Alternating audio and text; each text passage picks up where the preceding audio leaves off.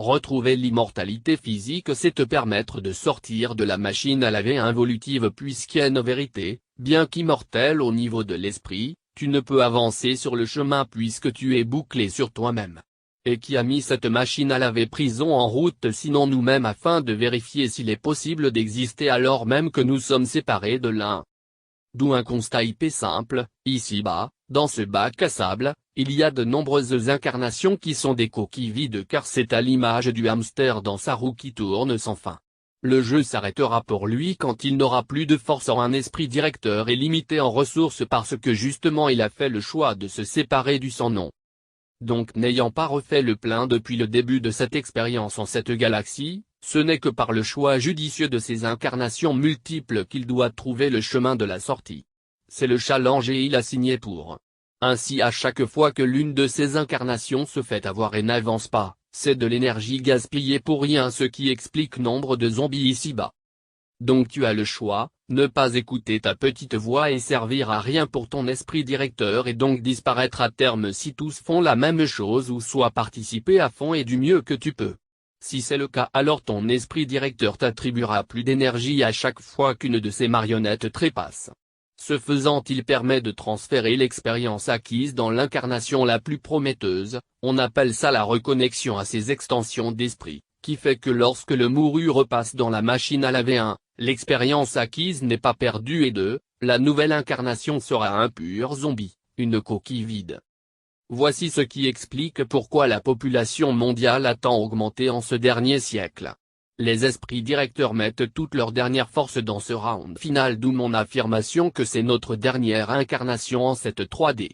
L'objectif peut être réussi si deux conditions sont réunies. 1. L'incarné est conscient de ça et écoute alors 100% des consignes données par sa petite voix / soit supérieure ou esprit directeur directement, et 2. Arrive à arrêter le vieillissement du véhicule afin d'avoir le temps de se reconnecter au maximum des autres extensions qui se désincarnent.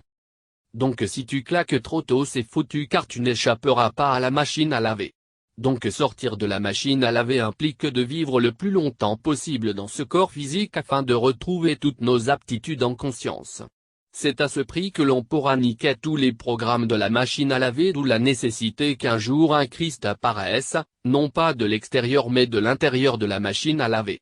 Et oui, un Christ peut effacer tout, y compris toutes les saloperies technologiques créées par des non-Christ.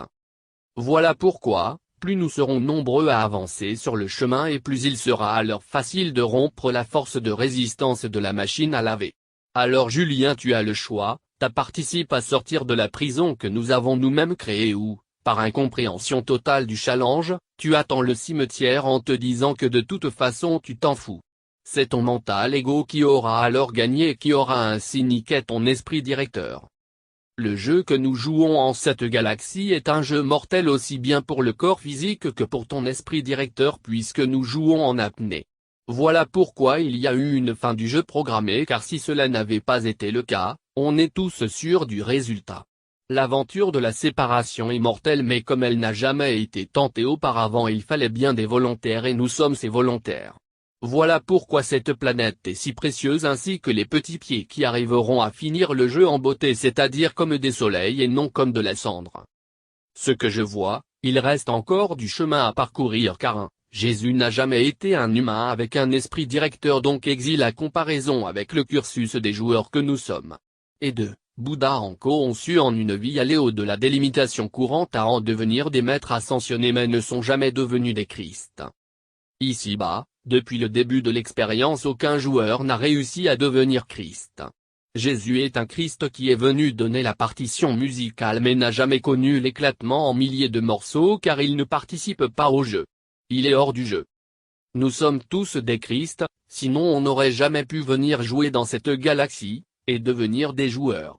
Or le jeu consiste à rassembler les milliers de parties qu'on a laissées à tous les étages dimensionnels et dans tous les règnes lors du processus de densification.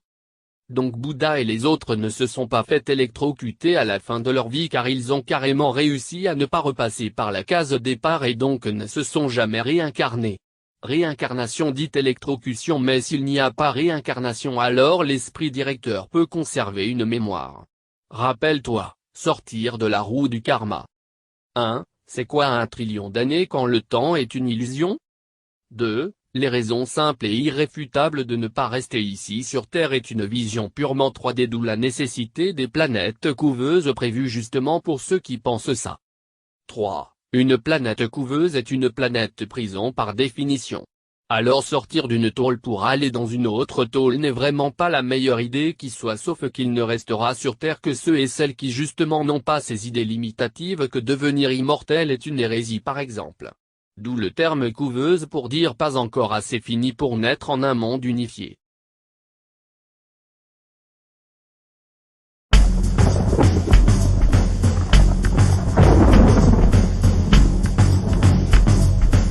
La théorie du complot fait mal.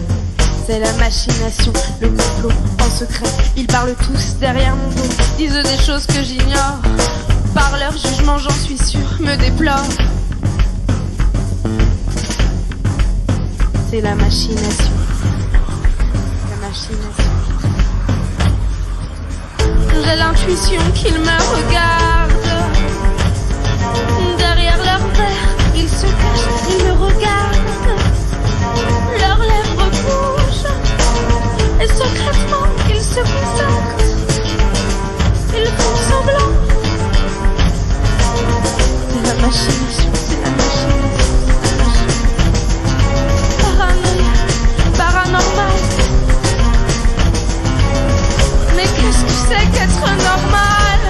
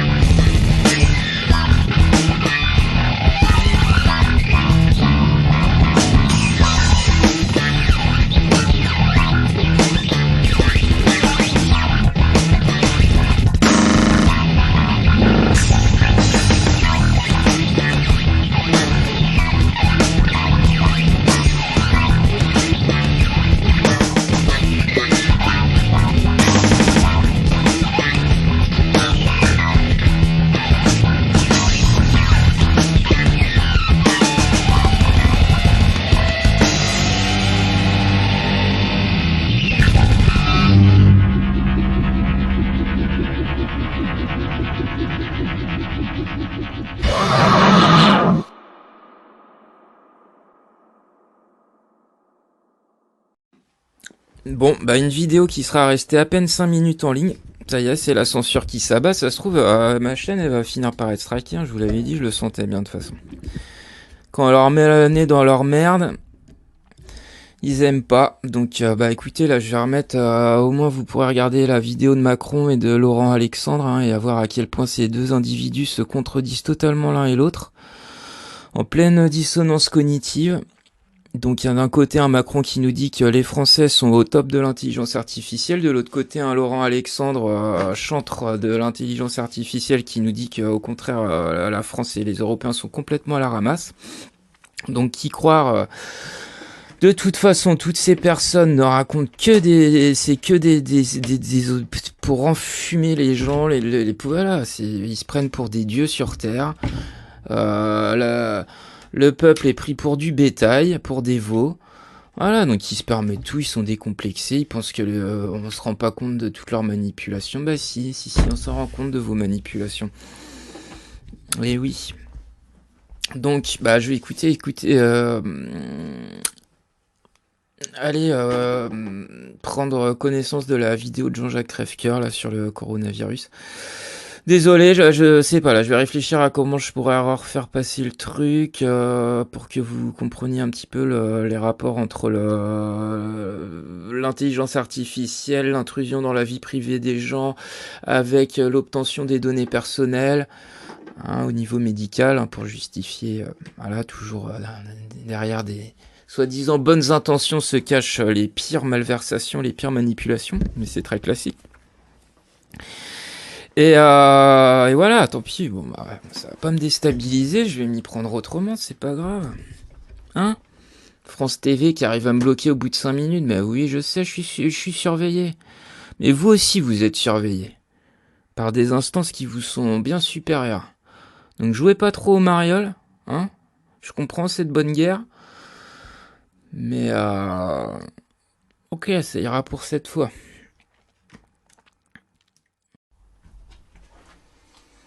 Bon, mes amis, vous n'êtes pas sans savoir qu'une journée dure 24 heures. Pourquoi? Parce que à la Terre, d'après ce qu'on nous dit officiellement, effectuerait une rotation complète en 24 heures, une rotation sur elle-même. Hein. En 24 heures. Voilà, donc je vais vous poser une question. J'espère que j'aurai des réponses en commentaire. Donc voyez-vous, j'espère que c'est bien clair à l'image. Là, nous avons ce qui va figurer la Terre. Donc dans le modèle boule. Modèle Terre-boule héliocentrique. Donc ma question, elle est simple. On sait aussi, d'après ce qu'on nous dit, que la Terre effectuerait une rotation autour du Soleil, une rotation complète autour du Soleil en 365 jours. 366 jours en cas d'année bissextile. D'ailleurs, nous sommes en année bissextile. Alors, ma question, elle est simple. Écoutez bien, mes amis. Imaginez que là, il est midi. Il est 12 heures. Vous voyez, nous, on est situé ici, on va dire, la France. Elle est de ce côté-là. J'ai mis un point. Donc de ce côté-ci, à midi, nous sommes au zénith face au soleil. Et tout va bien. Il fait beau. Mais par contre, 6 mois plus tard, la Terre serait censée se trouver ici. Bon, je suis désolé, normalement c'est un orbite elliptique. Hein. Là, j'ai pris ce que j'avais sous la main. Elle se retrouve ici. Donc à la même heure, à midi, au zénith, nous ne sommes plus face au soleil, mais dos au soleil. Ce qui fait qu'il serait censé faire nuit. Vous êtes d'accord? J'espère que vous voyez à peu près. Voilà. Le point est ici. Hein. Donc, ça c'est tout simple en fait. Hein. Voilà, parce que la Terre elle met toujours 24 heures à tourner sur elle-même, vous êtes d'accord? Donc de ce côté-ci, elle est face au Soleil. enfin la France, le point que j'ai mis, le point de repère, face au Soleil, 6 mois plus tard, après avoir effectué 180 degrés sur son orbite, c'est exactement le contraire. Il devrait être d'ailleurs minuit. Alors la question, c'est ça. Expliquez-moi pourquoi tous les 6 mois nous ne sommes pas obligés de décaler nos horloges de 12 heures. Est-ce que vous comprenez? Ah oui, évidemment, parce que là, à la même heure, midi, en fait, c'est plutôt minuit, on pourrait dire. Je fais au plus simple. Voilà. Donc c'est une question, je vous remercie. Donc, les boulistes, la boule est dans votre camp, là, maintenant. Hein. Merci à vous.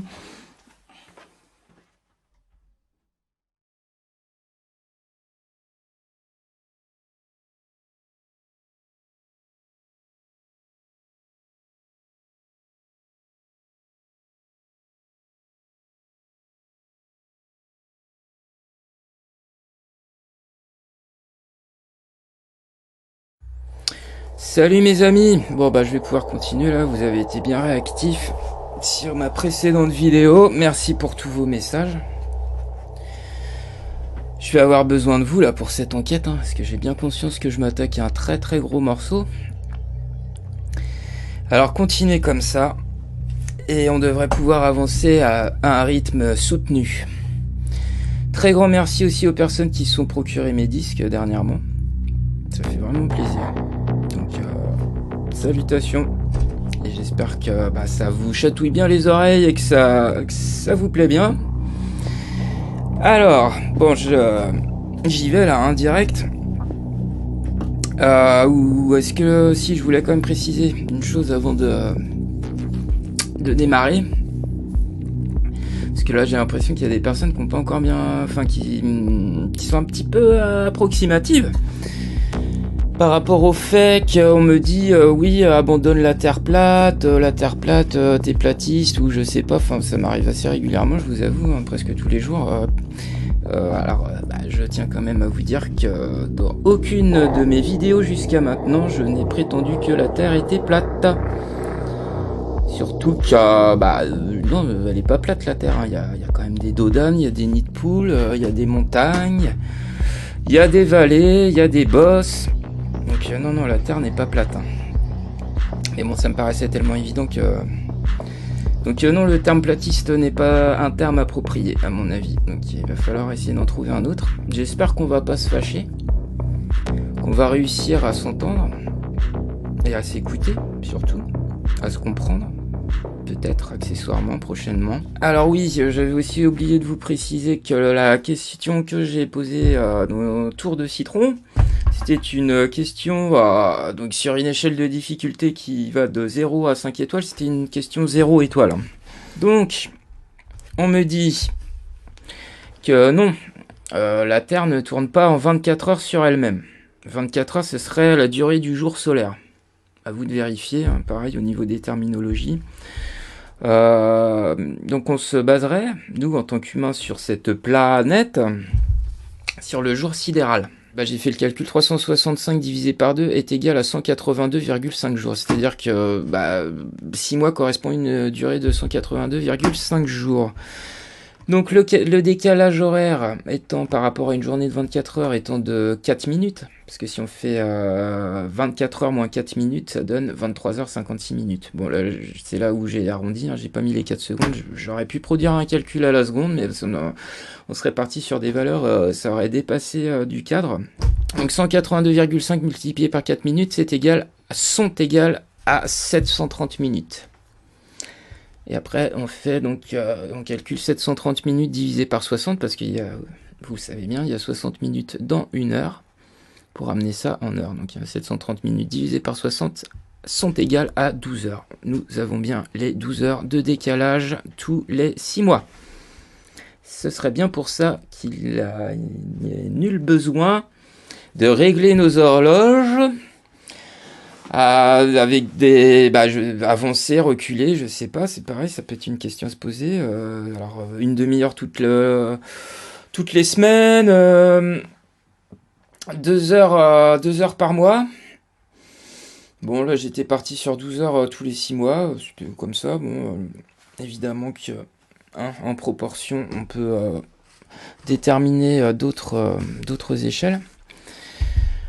Donc, on est bon, là. On est bon. Tous les 6 mois, il y a bien un décalage de 12 heures entre le jour solaire et le jour sidéral. Donc, on voit dure un petit peu plus de 4 secondes. Donc, on peut quand même regarder vite fait. Si ça fonctionne, on y va. Oui, on est toujours sur Wikipédia. Un jour sidéral est la durée que met une planète pour faire un tour sur elle-même par rapport au point vernal. On en reparlera du point vernal peut-être. Enfin si, certainement, parce que c'est quand même important aussi. Indépendamment de sa révolution autour du Soleil. Donc c'est indépendant de sa révolution autour du Soleil, hein. Bien sûr, là on parlait bien de sa rotation sur elle-même. Le jour sidéral terrestre dure un petit peu plus de 23h56 4 secondes. Donc je suis allé voir un petit peu plus bas. Et là on voit soit ici 23h56 4 secondes et 9 millisecondes. Alors j'ai vu sur un autre site aussi, j'ai vu 4,03 secondes. Donc bon, ça fluctue. Donc oui, on est bon.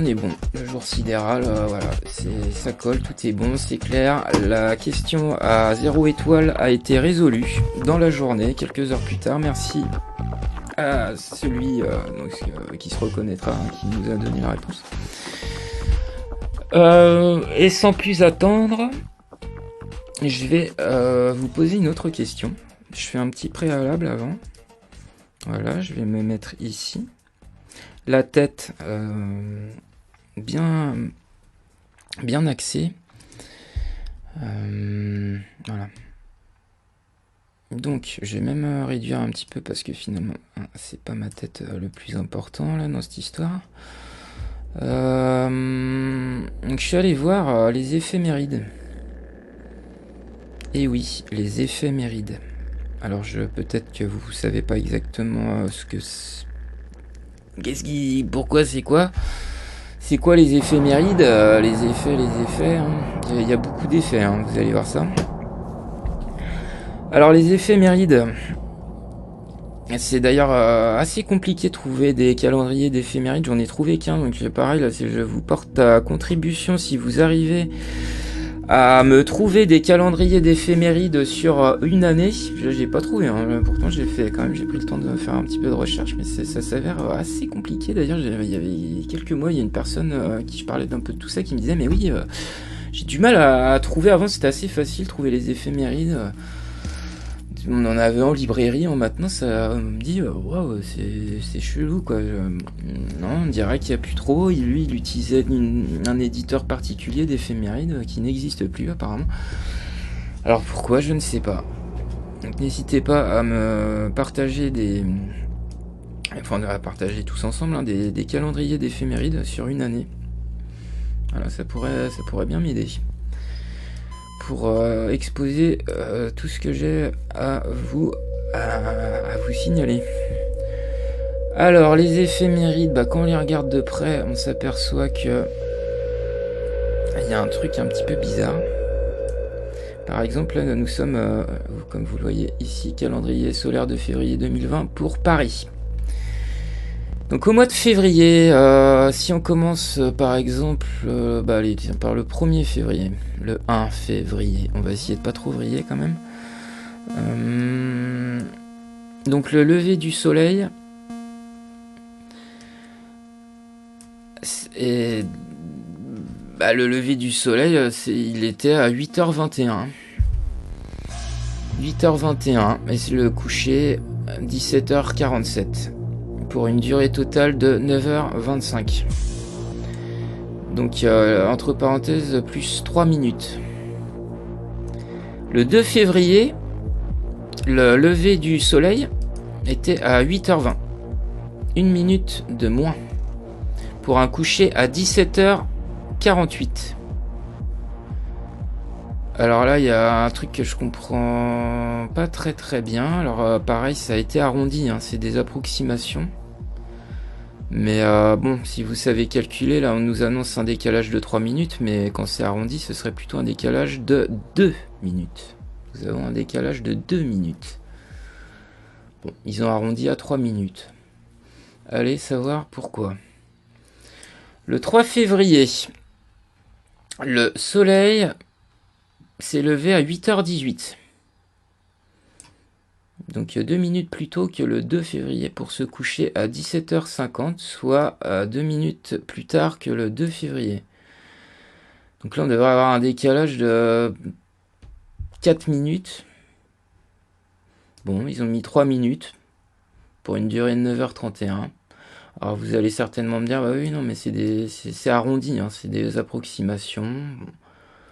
Bon. Parce que là, moi, ce que je me dis, alors on peut continuer un petit peu, on peut en regarder plusieurs. Par exemple, le 20 février, hein, faut pas trop en consommer. Le soleil s'est levé à 7h50. Il s'est couché à 18h18. Pour une durée totale de 10h27. La journée a duré 10h27. Donc toujours plus 3 minutes.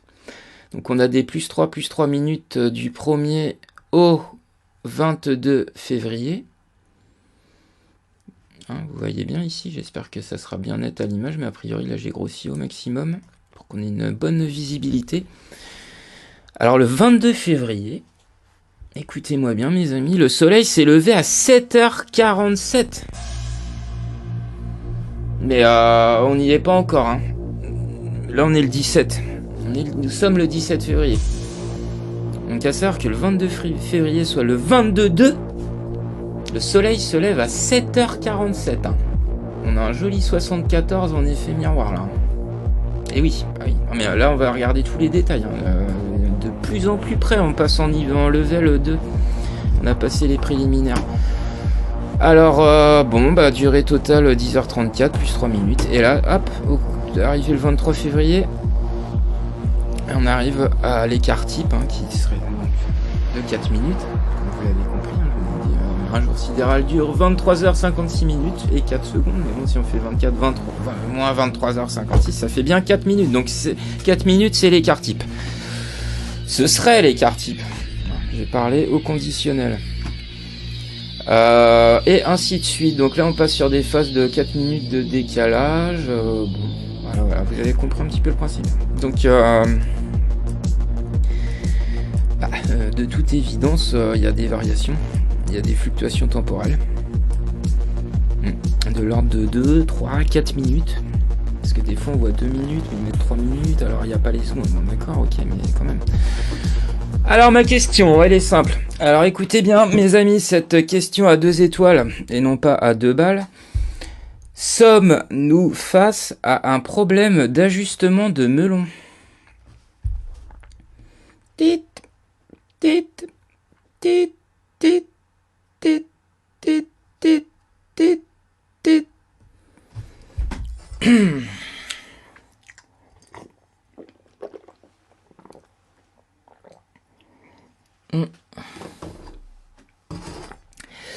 Bah alors comme nous sommes le 17 aujourd'hui, là, je vous propose d'aller zoner aux abords de la route 17. Alors pour ce faire, je vais taper en thème Veterans Memorial Tribute et j'appuie sur Entrée.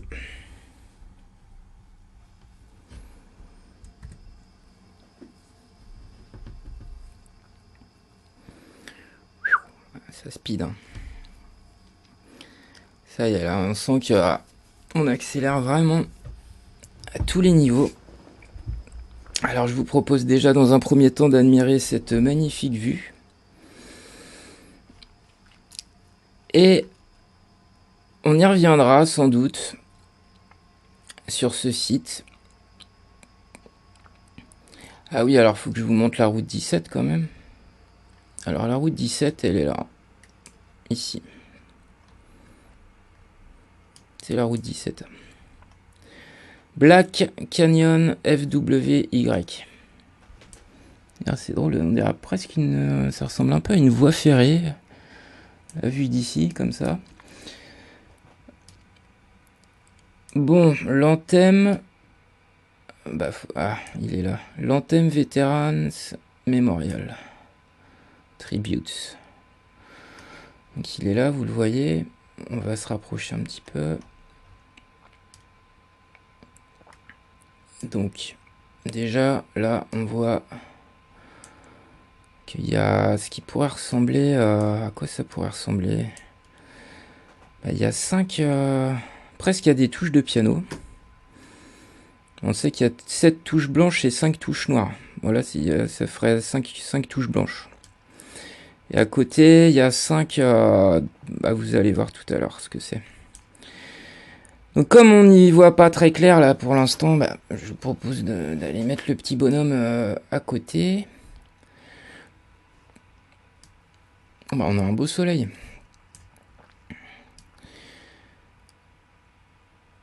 On va peut-être circuler un petit peu.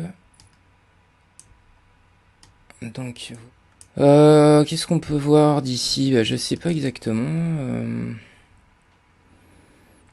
John Saunders, qu'est-ce que c'est que ce truc? Ah bah mince. Il a complètement foiré le truc là. Ah bah là je suis complètement paumé là, je sais plus où je suis.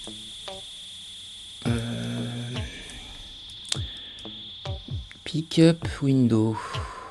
Pick up, ouais. Wendy's. Ah, on a un 34-22 ici là. Vous voyez, 34-22. Bon je sais pas, je me suis perdu. Ah bah, on va aller à la station service, on va demander des renseignements. La station K.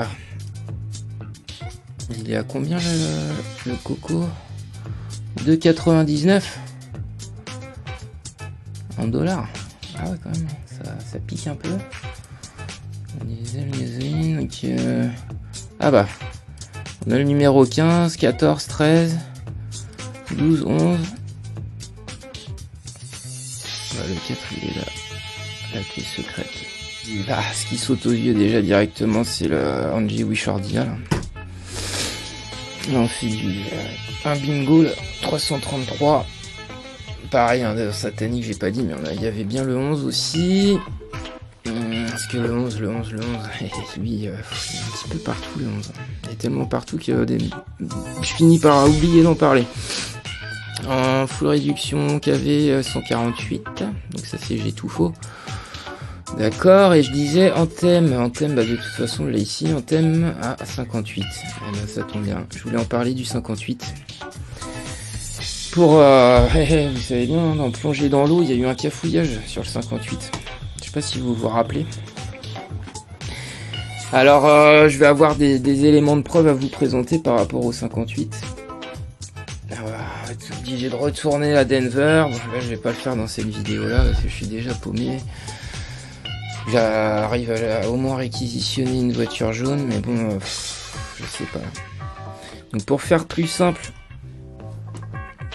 je me dis une petite téléportation, on va se télétransporter directement sur les images de Google pour voir, on va voir à quoi ça ressemble quand même l'antenne,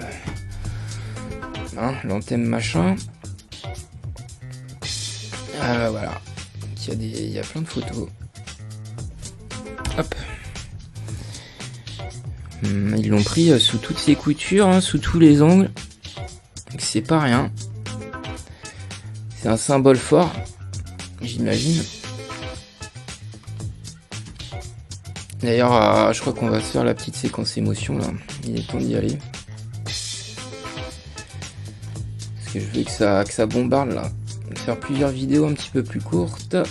Alors séquence émotion là maintenant tout de suite, téléportation sur le site Get You Faux, J'ai Tout Faux pour vous servir. Il va falloir que je recale un peu tout ça, encore de la mise en page. Je les ai là, hop, parfait, on y est.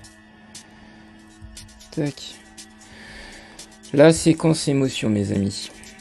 Donc préparez vos mouchoirs.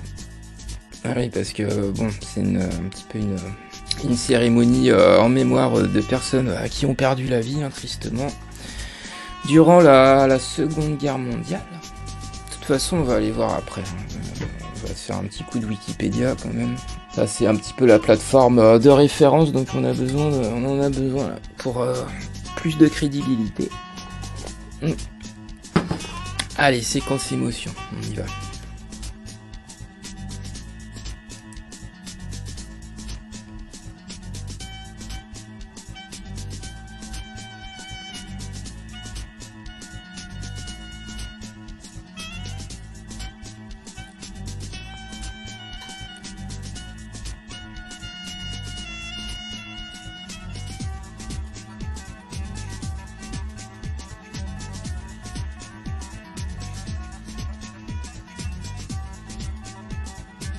Bon bah c'était rapide, hein. Voilà, une petite deuxième, un petit peu plus près, en timelapse, accéléré.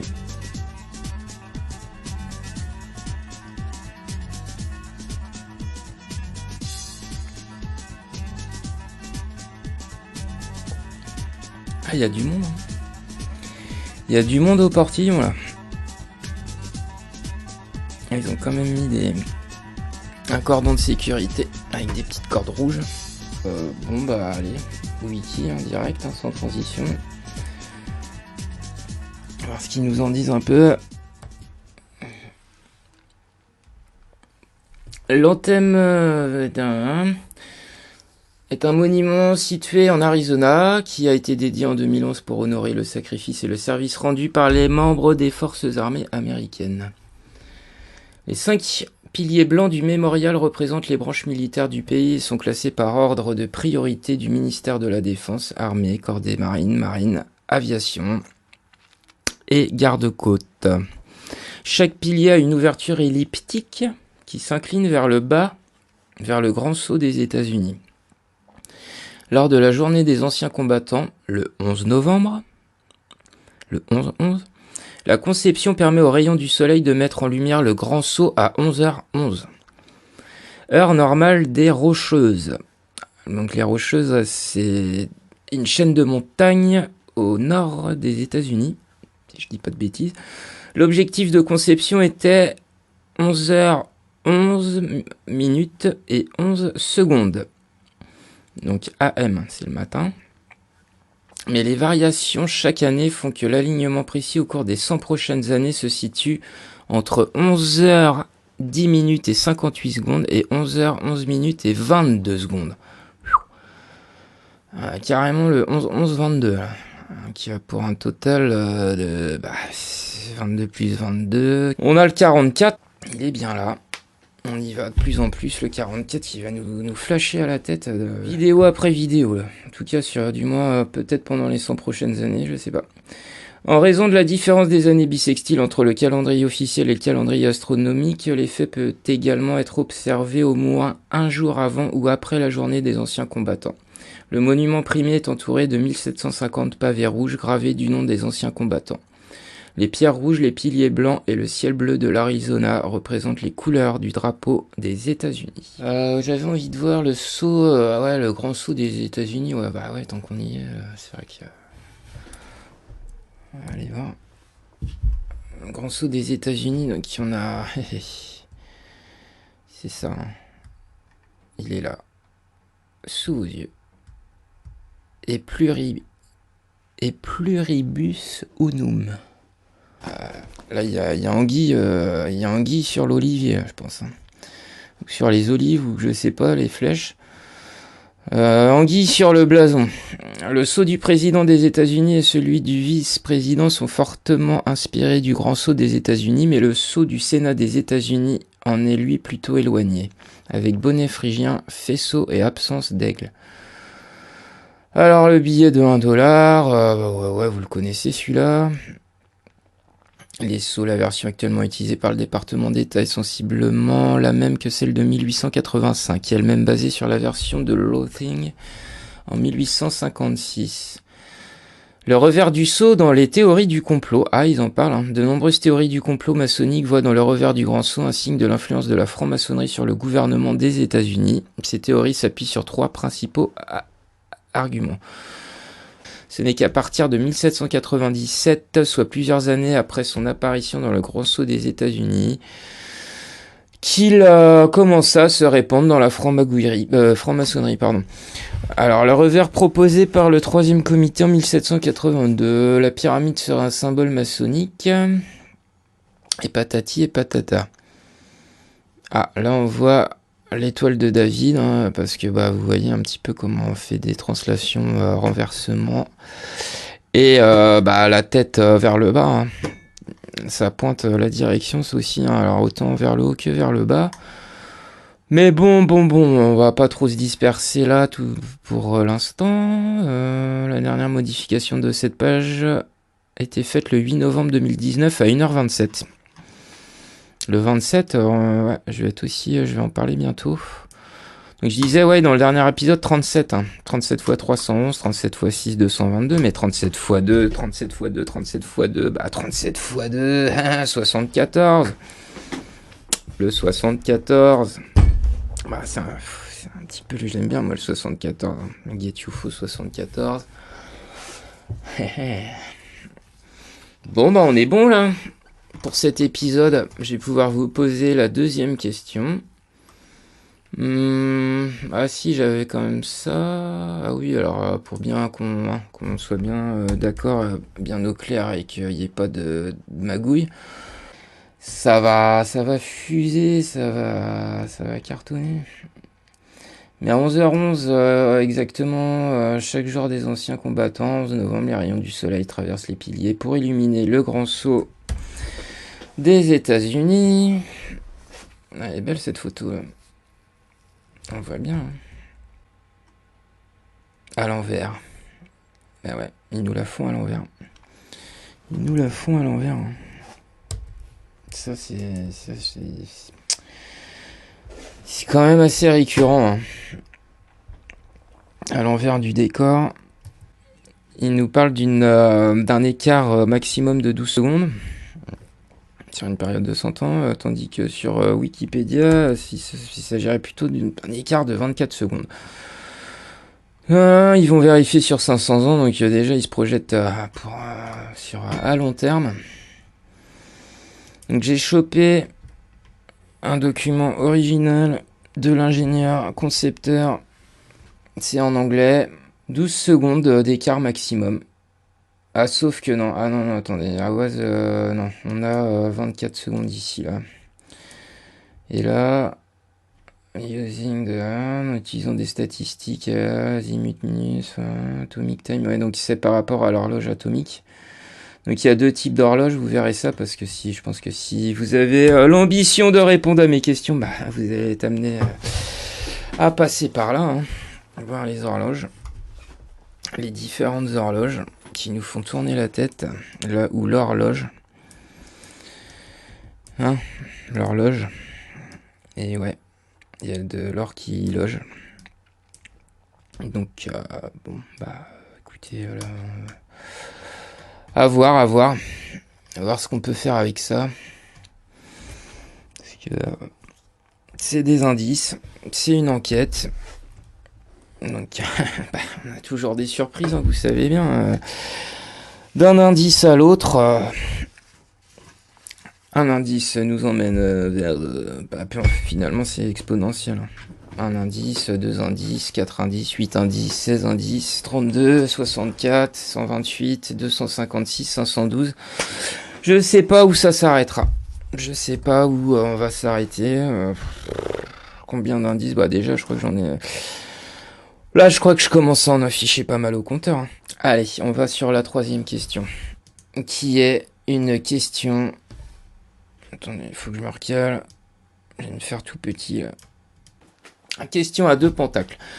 Les fluctuations temporelles d'un écart maximum de 24 secondes sur 100 ans, prévues à l'Anthem Memorial Veterans Tribute, sont-elles compatibles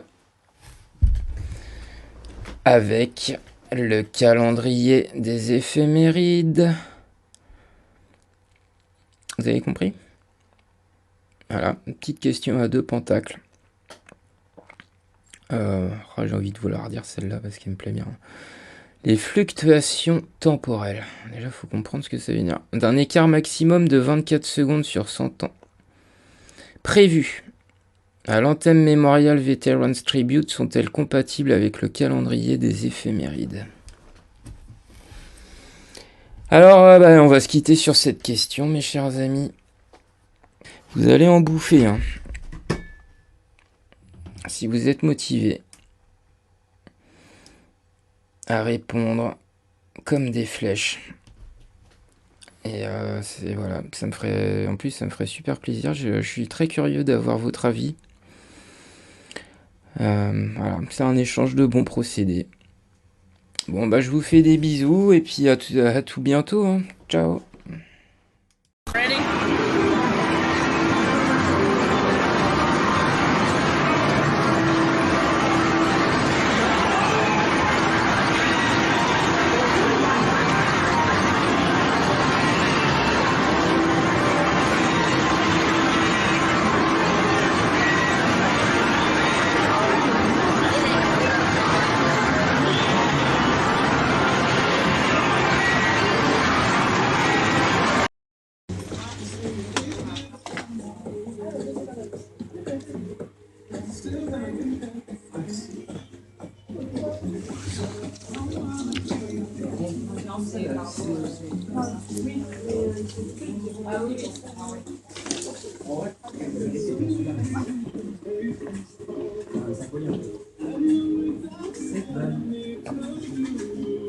Qu'est-ce que tu fais? Je suis en train de faire un petit film. C'est les Chinois. C'est les Chinois, bah ouais. En ce moment, ils font beaucoup de choses, les Chinois, hein.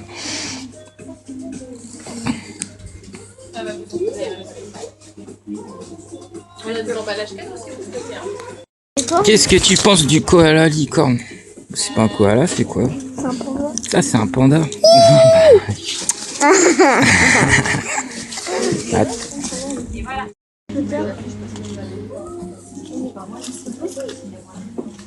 Mais quand tu viens payer pour mon bracelet? Là, ces petites activités.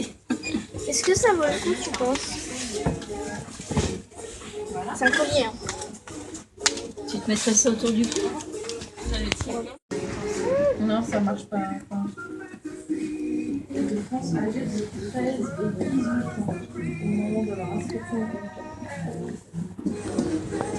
Quoi? Rien, je fais ça dans le tête. Il n'y avait pas trop de temps. Ouais. Oui, le plan a mis. Je vais laisser sa sortie parce que ça va mettre samedi. Ouais. Voilà. Mais c'est chelou, ils ont tous des gosses. Mais c'est chelou, ils ont tous des gosses. Non, je sais pas.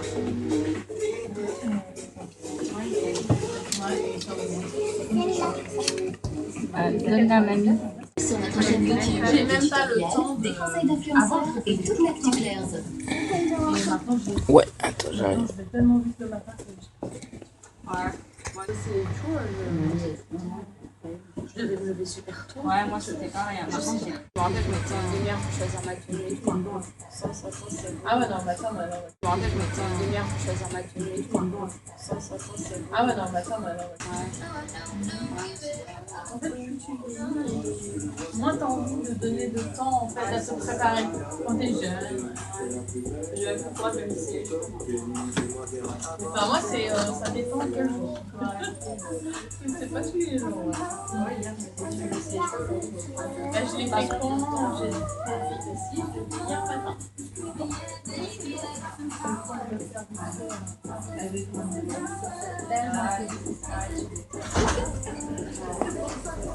Mais ouais, mais c'est pas le temps. Là, demain, je pense que je vais me relaver les cheveux.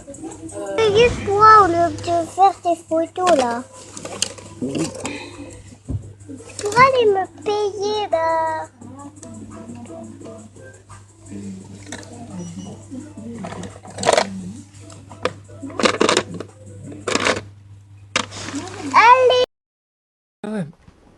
Mais là, on y est.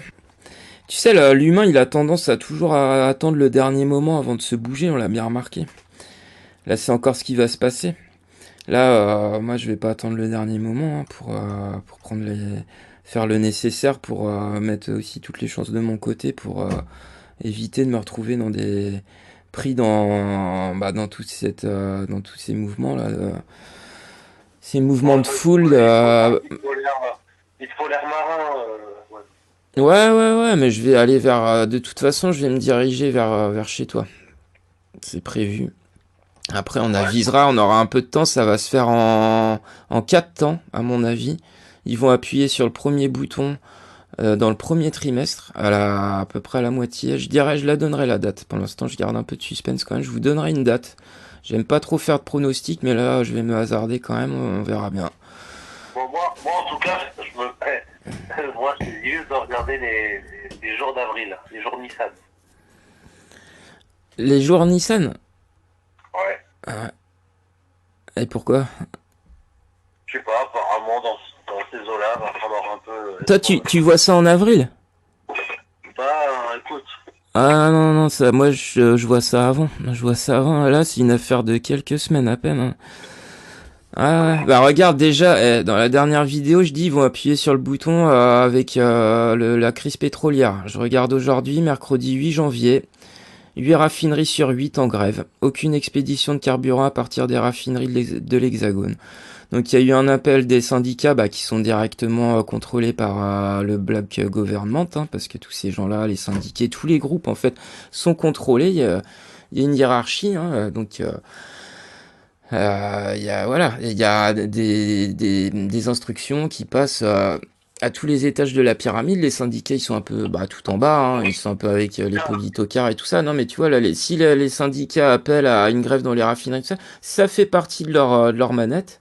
Ils ont activé. Il y a le truc là, parce que, comme je te dis, aujourd'hui, ça y est, c'est parti. Il y a déjà 8 raffineries sur 8 en grève. Donc, franchement, là, moi, là, je viens d'aller chercher du carburant. Je commence à sentir vraiment le truc. Je vais accélérer, je ferai des vidéos. Je vais peut-être refaire en live demain. Là, ce soir, j'ai pas le temps parce qu'après, faut que je boule.